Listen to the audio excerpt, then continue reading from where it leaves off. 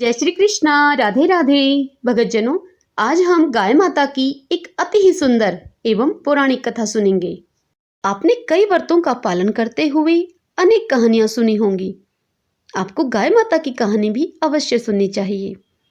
गाय को रोज पहली बनी रोटी खिलाने से, उनकी इस प्रकार सेवा करने से मरने के बाद परलोक जाने पर सुख सौभाग्य का पुण्य फल प्राप्त होने के साथ साथ इस संसार में रहते हुए भी, इस जीवन काल में भी हमें पुण्य फल की प्राप्ति होती है।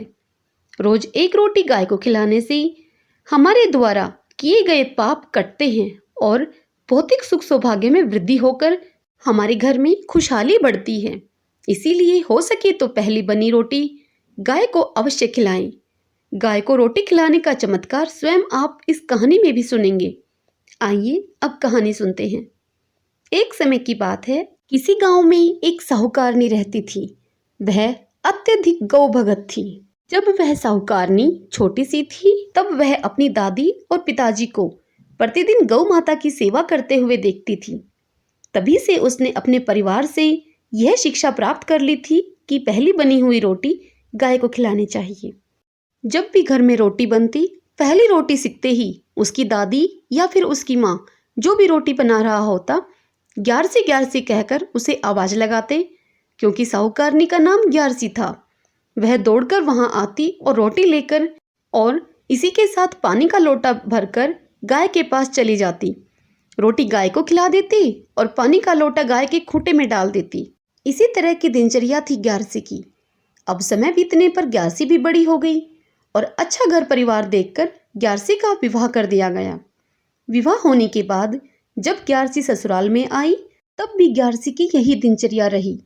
वह घर के सभी काम अच्छे से करती और जब रोटी बनती तो पहली बनी रोटी गाय को खिलाती और पानी से भरा लोटा गाय के खूंटे में सिला देती। ग्यारसी की इस प्रकार की गौ भक्ति को देखकर ग्यारसी के पति और सास ससुर उससे बहुत खुश होते। तत्पश्चात ग्यारसी के कहने से उसके सास ससुर ने एक गाय पाल ली। अब ग्यारसी रोज सुबह जल्दी उठकर गाय के थान को बुहारती, उसे चारा डालती, गाय के गोबर को उठाकर उसके उपले बनाती, गाय का दूध निकालकर और यह सब काम खत्म करके जब वह खाना बनाती तो पहली रोटी बनाकर वह गाय माता को खिलाती थी। ग्यारसी के ससुराल वाले ग्यारसी की इस सेवा भाव से बड़े ही खुश थे। गाय माता के आशीर्वाद से अब ग्यारसी साहूकारनी को पुत्र रत्न की प्राप्ति हुई। अब ग्यारसी के घर में एक या दो गाय सदा ही रहती और वह उनकी खूब सेवा करती। गाय का सभी काम वह समय पर और पूरे भाव के साथ करती।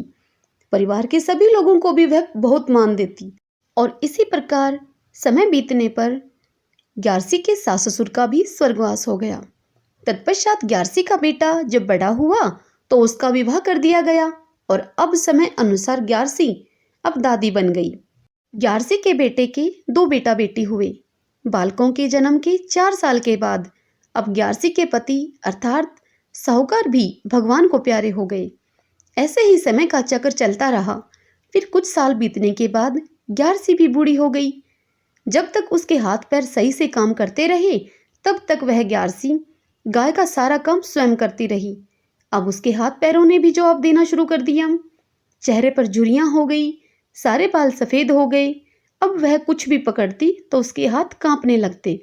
तब एक दिन ग्यारसी अपनी बहू से बोली कि बहू, तुम रसोई और घर का काम तो करती ही हो, इसी के साथ तुम्हें गाय का भी ध्यान रखना होगा। गाय को समय समय पर चारा देना, पानी पिलाना समय पर, गाय के नीचे साफ सफाई रखना, आवश्यकता अनुसार कभी धूप तो कभी छाया में गाय को बांधना, पहली बनी हुई रोटी सबसे पहले गाय को जरूर खिलाना। यह सब कहकर ग्यारसी कहने लगी कि बहू, अब गाय का पूरा ध्यान तुम ही रखो, क्योंकि मैं अब बूढ़ी हो गई हूँ। मेरे से नहीं होगा अब यह सब। मेरे शरीर में अब उतनी जान नहीं रही।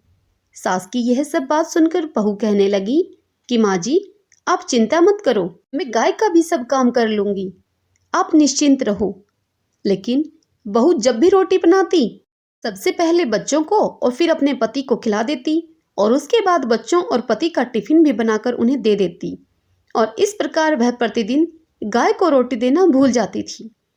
वह बहू गाय को चारा देना और पानी पिलाने का काम भी समय से नहीं करती। बिस्तर पर पड़ी हुई ग्यारसी अपनी बहू के इस कार्यकलाप को देखकर मन ही मन बड़ी दुखी होती। न तो वह ग्यारसी स्वयं कुछ काम कर सकती थी और न ही वह बहू को ही कुछ बोल सकती थी। बस वह मन ही मन दुखी और उदास हुई रहती और गाय माता से मन ही मन माफी मांगती रहती थी। अब समय ऐसे ही बीतता चला गया। एक समय की बात है, सावन का महीना था। बारिश की झड़ी लग गई। खूब जोरदार बारिश होने लगी। लगातार 24 घंटे तक पानी बरसता रहा।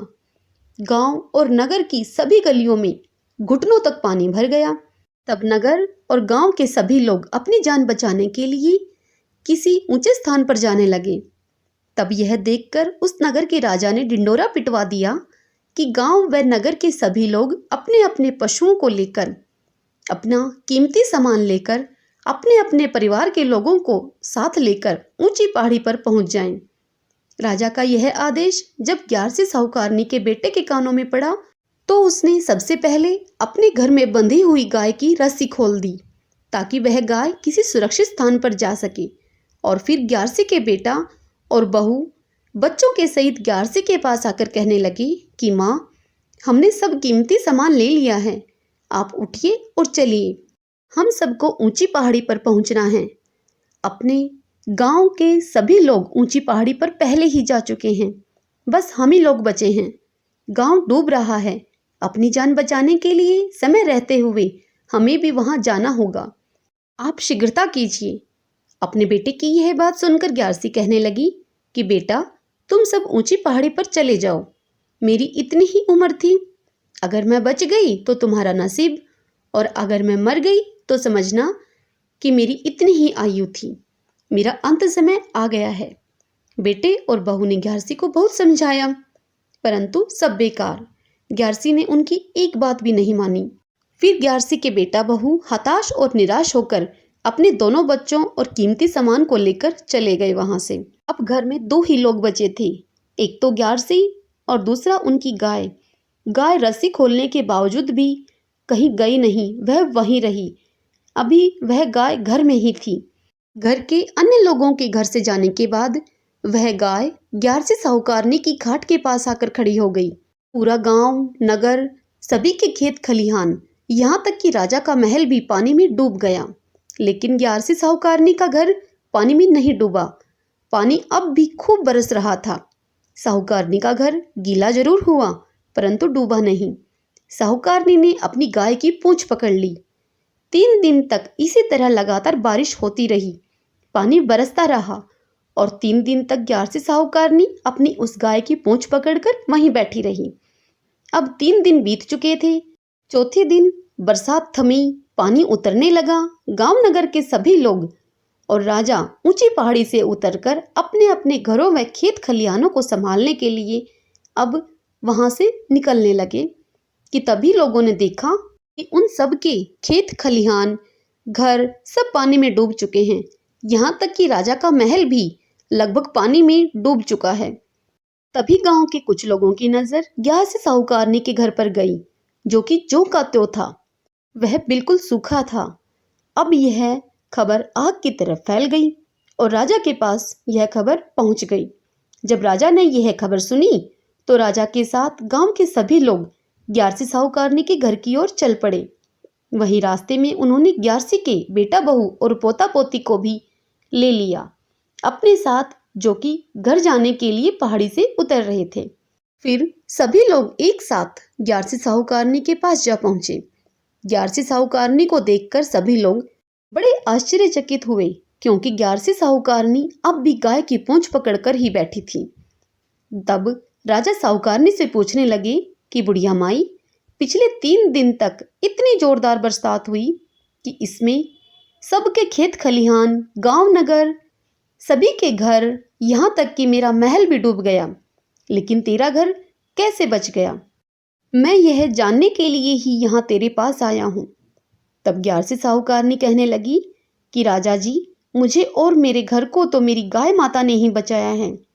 मैंने अपने पूरे जीवन भर गाय माता की सेवा की है। मैंने पहली बनी रोटी गाय को खिलाई है। यह उसी पुण्य का फल है। यह सुनकर ग्यारसी के बेटा बहू ग्यारसी के पैरों में पड़कर उसके पैर पकड़कर ग्यारसी से माफ़ी मांगने लगे।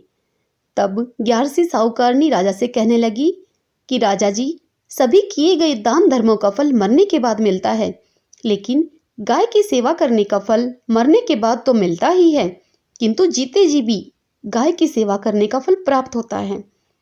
ग्यारसी साहूकारनी की यह सब बात सुनकर राजा भाव विभोर हो गए और चमत्कार गाय को रोटी खिलाने का यह तो राजा के समक्ष ही था।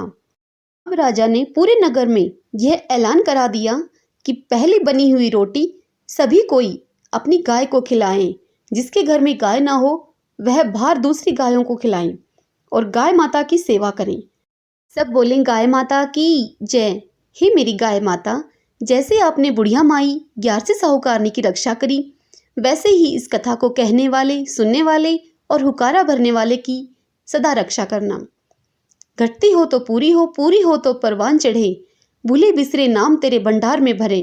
भगतजनों, सभी व्रत कहानियों के साथ गाय माता की कहानी भी जरूर सुने, इससे बहुत पुण्य फल मिलता है। हो सके तो रोज पहली बनी हुई रोटी गाय को अवश्य खिलाएं। जीते जी किया गया धर्म कर्म ही हमारे साथ जाता है, मरने पर यही काम आता है। सब बोले गाय माता की जय। भगतजनों, यदि आपको यह गाय माता की कथा मेरे द्वारा सुनना पसंद आया हो तो इस वीडियो को खूब लाइक करें और शेयर करें।